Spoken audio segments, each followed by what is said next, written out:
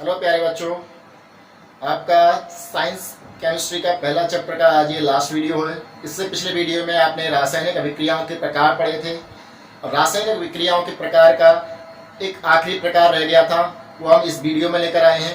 तो रासायनिक अभिक्रियाओं का आखिरी प्रकार है क्या, इसके बारे में हम आज इस वीडियो में पढ़ेंगे। तो इसमें रह गया था आपका ऊष्माक्षेपी अभिक्रिया और ऊष्माशोषी अभिक्रिया।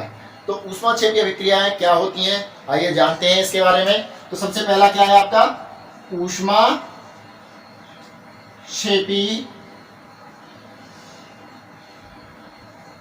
अभिक्रिया।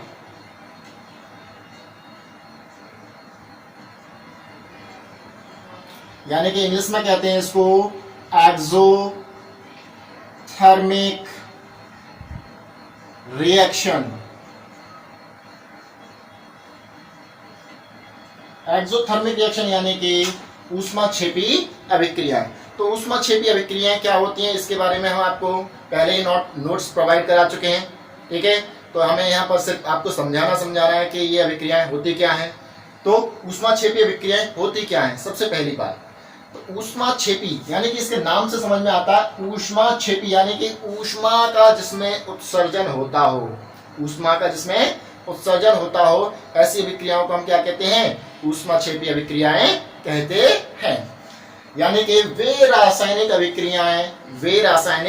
अभिक्रियाएं जिनमें उत्पाद के साथ साथ ऊष्मा का भी उत्सर्जन होता है, ऊष्माक्षेपी अभिक्रिया कहलाती है। तो देखिए, रिएक्शन के माध्यम से समझते हैं क्या होती है ऊष्माक्षेपी अभिक्रियाएं। मान लीजिए हमारे पास है मैथेन। क्या है? मैथेन। मैथेन को अगर हम ऑक्सीजन की उपस्थिति में दहन करें, क्या करें? दहन करें यानी कि इसको जलाएं, इसमें बर्न करें इसको, तो हमें प्राप्त होता है कार्बन डाइऑक्साइड प्लस जल, और साथ में ऊष्मा का उत्सर्जन होता है। किसका उत्सर्जन? ऊष्मा का उत्सर्जन, यानी कि प्लस ऊष्मा। इसको हम प्रदर्शित करते हैं डेल्टा एच से। डेल्टा एच क्या है? ऊष्मा का प्रतीक है। ठीक है, तो यानी कि देखिए यहां समझेंगे आपको। आपके पास क्या था? मैथेन था। मैथेन को क्या किया आपने? ऑक्सीजन की उपस्थिति में जलाया। जब हम इसको जलाएंगे तो जलाने के बाद क्या होगा, उसमें से कार्बन डाइऑक्साइड निकले। कोई भी पदार्थ जलता है तो कार्बन डाइऑक्साइड का उत्सर्जन करता है, और जब कार्बन डाइऑक्साइड का उत्सर्जन करता है उसके साथ साथ में क्या होता है, उसमें से ऊष्मा भी निकलती है। कोई पदार्थ हो उसको आप जब भी दहन करेंगे तो ऊष्मा का उत्सर्जन करता है। तो ऐसी अभिक्रियाएं जिनमें ऊष्मा का उत्सर्जन होता है वो अभिक्रियाएं क्या कहलाती हैं? ऊष्माक्षेपी अभिक्रिया कहलाती हैं। यहाँ आपने समझ लिया क्या है। मैथेन को आपने ऑक्सीजन की उपस्थिति में जलाया तो क्या बनाया इसने उत्पाद? कार्बन डाइऑक्साइड और जल बनाया। साथ में क्या हुआ? ऊष्मा का उत्सर्जन हुआ। दूसरी रिएक्शन देखते हैं।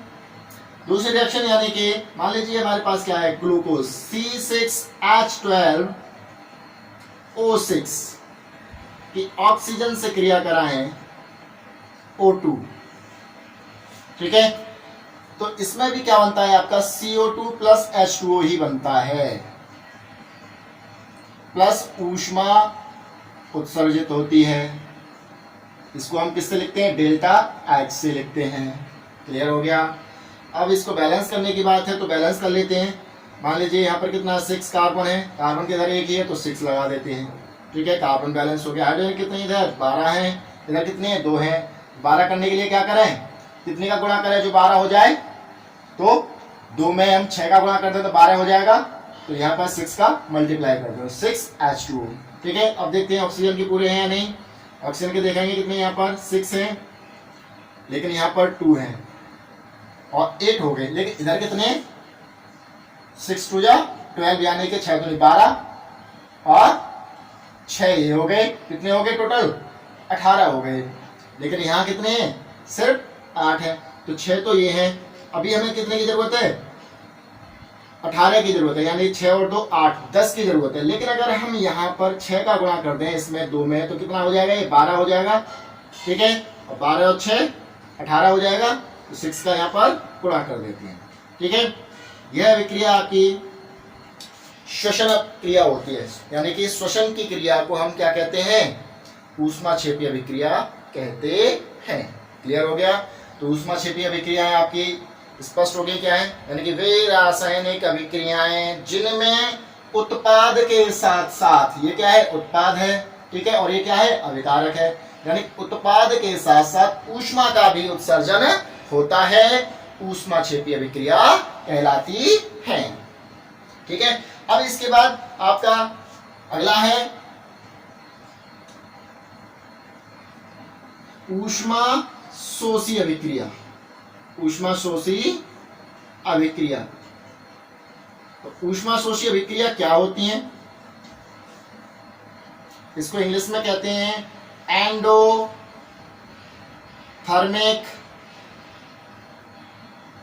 रिएक्शन।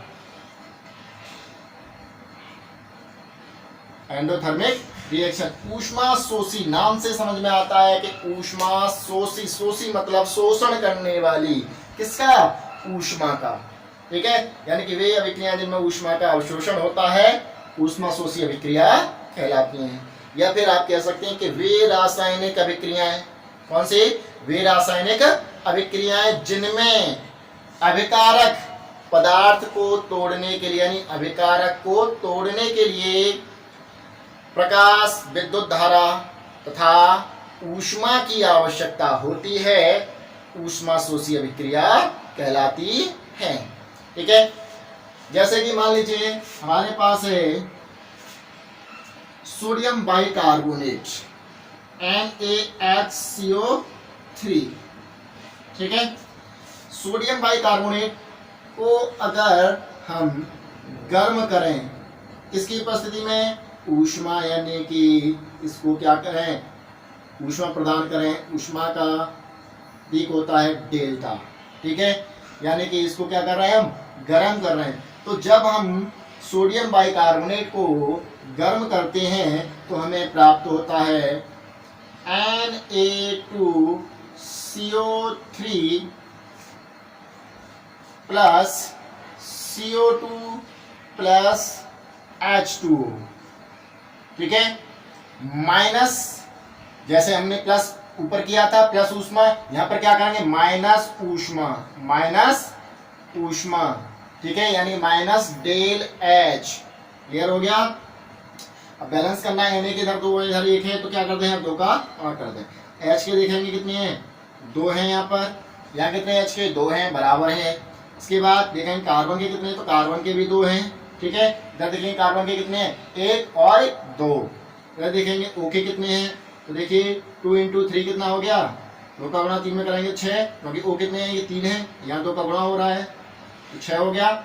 O के देखेंगे इधर कितने, 3, 2, 5 और 1, 6 हो गया, यानी कि रिएक्शन आपकी बैलेंस्ड है।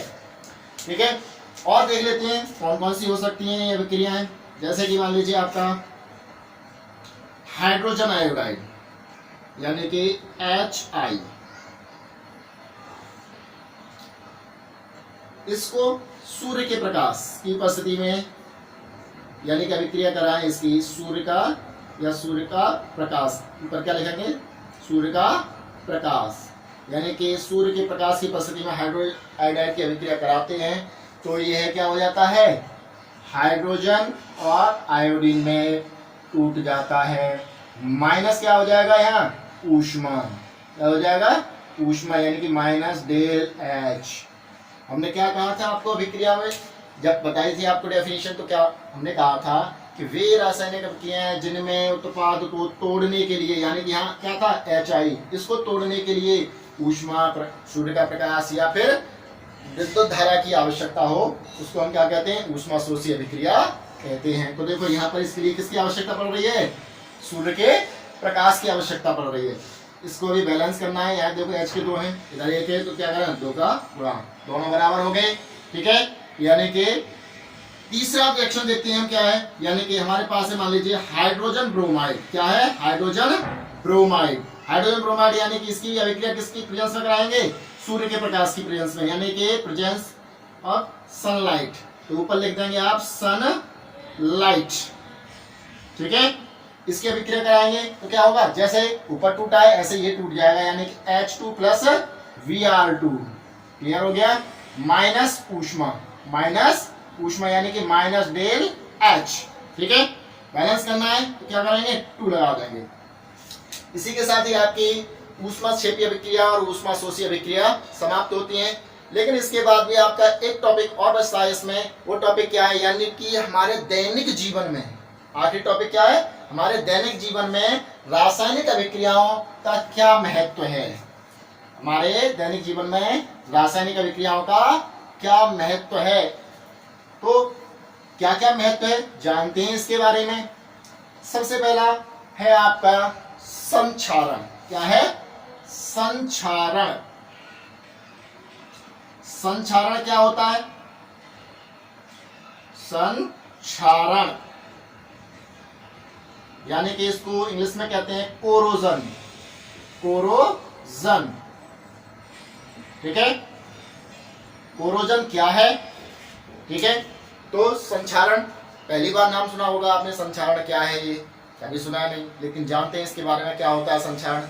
यानी कि जितने भी धातु से बने हुए पदार्थ होते हैं, धातु से बने पदार्थ होते हैं, वो पानी के संपर्क में आने पर या फिर अम्ल के संपर्क में आने पर क्या हो जाती हैं, उनकी परतें खराब हो जाती हैं।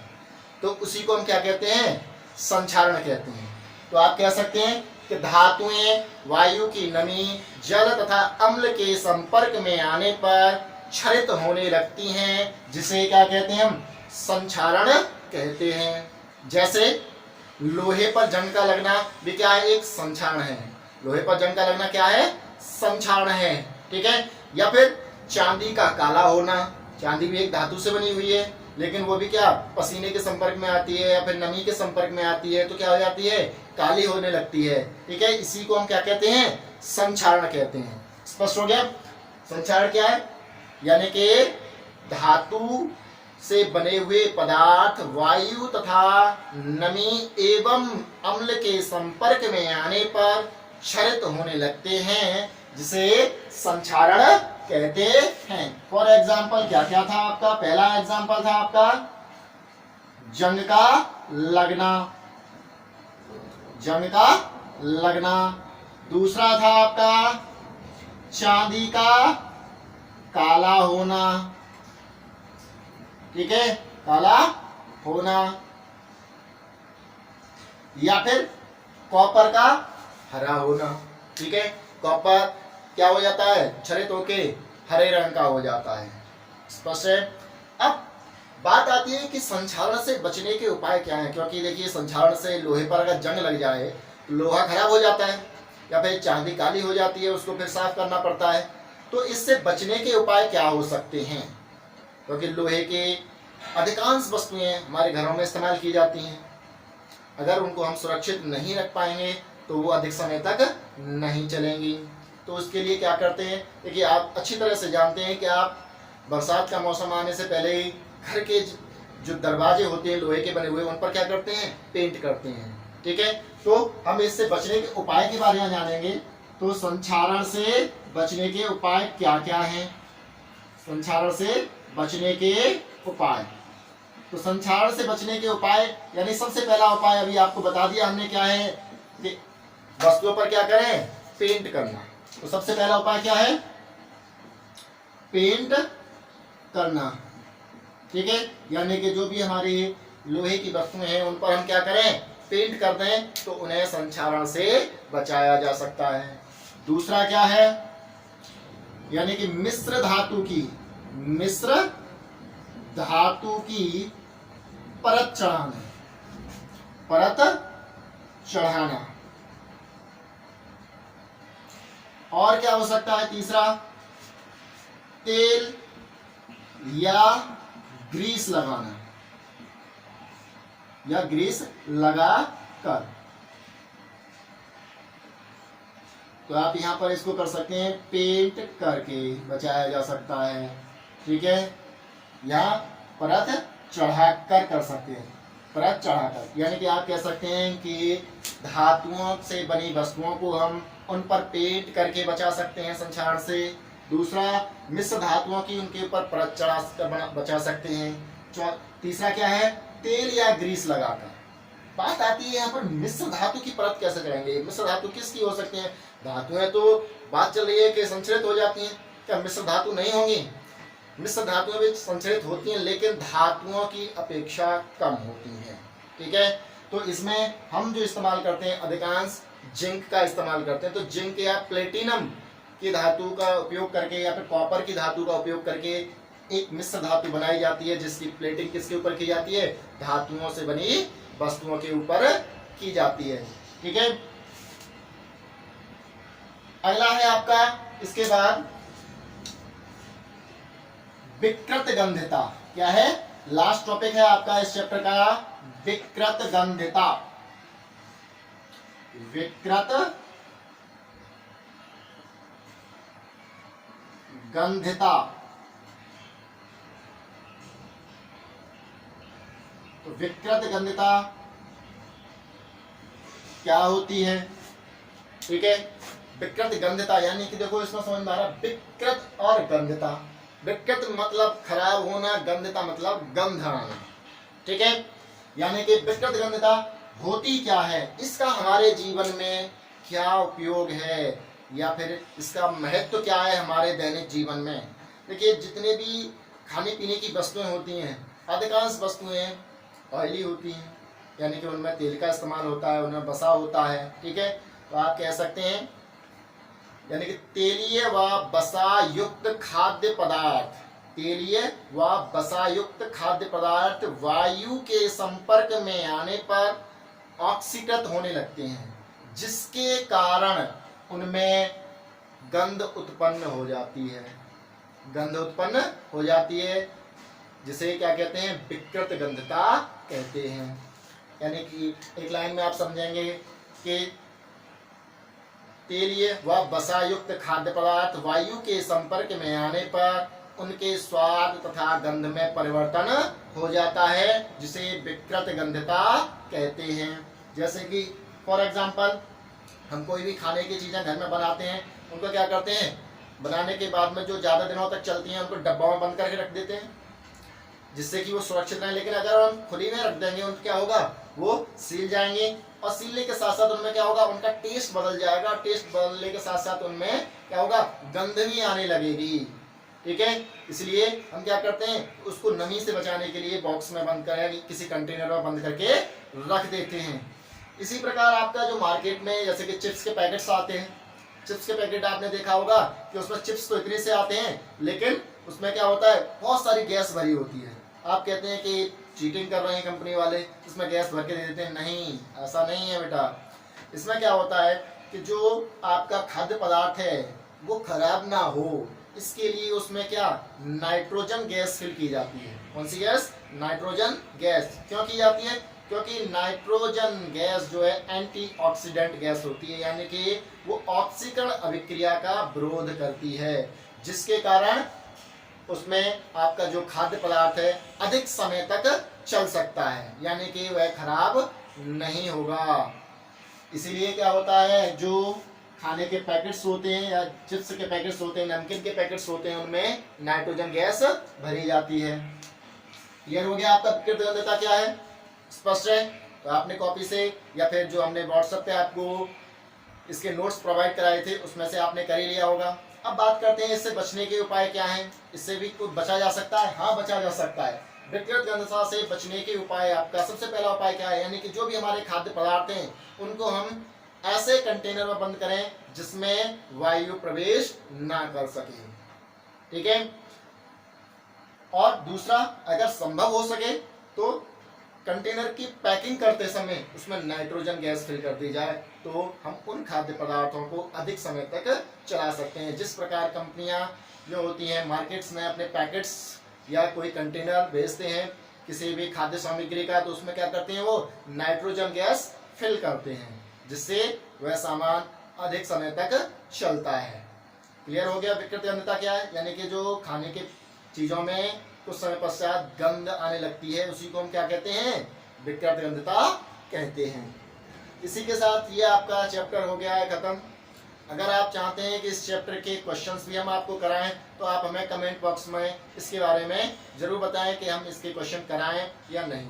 अगर नहीं कराएं तो हम आपको इससे अगला चैप्टर शुरू कराएंगे, या फिर हम फिजिक्स का कोई चैप्टर शुरू करेंगे। ठीक है, तब तक के लिए आप इस वर्क को कंप्लीट करिए और जो आपको अब तक पढ़ाया गया है उसका रिवाइज करिए। अगर आपको फिर भी नहीं समझ में आया है, कुछ भी समझ में नहीं आया इसमें से, कोई भी ऐसा टॉपिक हो जहां लग रहा हो आपको कि हमारी समझ में नहीं आया है, तो आप हमें व्हाट्सएप के माध्यम से या फिर वीडियो में कमेंट के माध्यम से अवगत जरूर कराएं। क्योंकि अगर आप हमें बताएंगे नहीं कि आपको प्रॉब्लम कहाँ है, तो हम कैसे बताएंगे आपकी प्रॉब्लम का सॉल्यूशन कैसे करेंगे। तो जो भी आपकी प्रॉब्लम्स हैं, आप बिना किसी टेंशन के, बिना डरे हमसे डिस्कस करिए, हम आपकी प्रॉब्लम को सॉल्व करने का पूरा प्रयास करेंगे। ठीक है, चलिए आगे मेहनत करते रहिए, अपना रिवीजन भी करते रहिए साथ साथ।